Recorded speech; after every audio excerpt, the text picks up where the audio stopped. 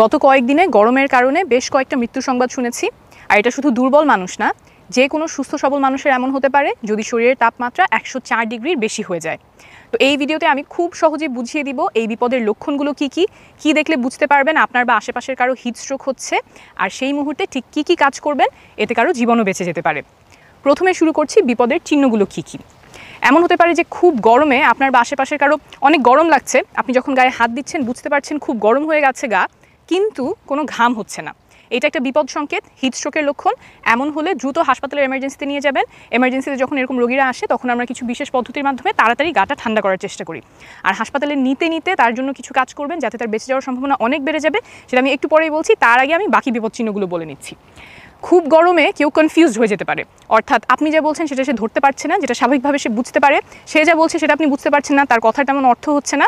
এটা হিট স্ট্রোকের লক্ষণ। গরমের কারণে শ্বাস দ্রুত হয়ে যেতে পারে, ঘন ঘন শ্বাস নিচ্ছে, শ্বাসকষ্ট হচ্ছে এমন হতে পারে। গরমের কারণে বুক ধরফর করা শুরু করতে পারে, খিঁচুনি হতে পারে, বমি লাগতে পারে বা বমিও হয়ে যেতে পারে, গরমের কারণে অজ্ঞানও হয়ে যেতে পারে। এগুলো হিট স্ট্রোকের লক্ষণ। এই লক্ষণগুলো দেখা দিলে খুব দ্রুত হাসপাতালের এমার্জেন্সি বিভাগে নিয়ে যাবেন, আর নিয়ে যেতে তাকে ঠান্ডা করার জন্য কয়েকটা কাজ করবেন যাতে তার বেঁচে যাওয়ার সম্ভাবনা অনেক বেড়ে যাবে। কি করতে পারেন? তাকে গরম জায়গা থেকে একটু ঠান্ডা জায়গায় নিয়ে যাবেন, যেখানে হয়তো একটু ছায়া আছে, ফ্যান চলছে বা এসি চলছে, এমন জায়গায় নিয়ে যাবেন।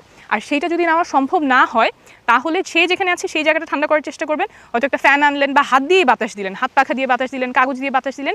এই বাতাস দেওয়াটাই হয়তো আপনার জীবনের সবচেয়ে গুরুত্বপূর্ণ বাতাস দেওয়া হবে। তারপর তার কাপড় চোপড়ের দিকে লক্ষ্য করেন, যদি সে অতিরিক্ত কাপড় চোপড় পরা থাকে তাহলে যেইগুলো খুলে ফেলা সম্ভব সেগুলো খুলে ফেলবেন, সেটাতে তার গাটা একটু ঠান্ডা হবে। আর পানি দিয়ে গাটা ঠান্ডা করার চেষ্টা করবেন। গায়ে পানি ছিটিয়ে দিতে পারেন, একটা কাপড় পানিতে ভিজিয়ে সেটা দিয়ে গাটা মুছে দিতে পারেন। গাটা যখন মুছবেন সাথে বাতাস দেওয়ার চেষ্টা করবেন, বাতাসে যখন পানিটা শুকাবে সেটাতে তার চামড়াটা ঠান্ডা হয়ে আসবে।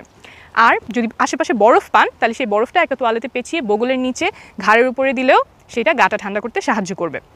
তারপর যদি রোগীর অবস্থা থাকে সেরকম তাহলে তাকে পানি খেতে বলবেন।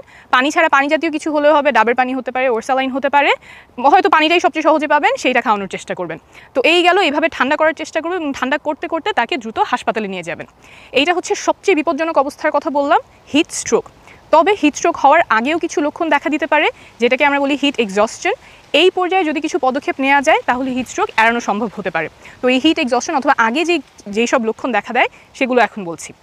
মাথা ঘোরাতে পারে, মাথা হালকা লাগতে পারে, অনেকে বলে শুনি লাগে, মনে হচ্ছে এক্ষুনি অজ্ঞান হয়ে পড়বে, এমন বোধ হতে পারে। গায়ে প্রচণ্ড ঘাম হতে পারে, মনে হচ্ছে চামড়া একদম ঘামে ভিজে গেছে এমন হতে পারে। বমি লাগতে পারে, মাসল ক্র্যাম্পস হতে পারে, অর্থাৎ মনে হচ্ছে হাত পায়ের মাংসপেশি টেসে ধরছে। তাছাড়া অনেক গরম লাগা, অনেক তেষ্টা পাওয়া, মাথা ধরা, এই লক্ষণগুলোও থাকতে পারে। এই লক্ষণগুলি যদি দেখা দেয় তাহলে একটু আগে যে কাজগুলো বললাম গা ঠান্ডা করার জন্য সেগুলো করা শুরু করবেন। আর যদি মনে হয় যে মাথা হালকা লাগছে, মনে হচ্ছে এক্ষুনি অজ্ঞান হয়ে পড়বে, তাহলে তাকে শুয়ে দিবেন, শুয়ে পা দুটো উঁচা করে দিবেন।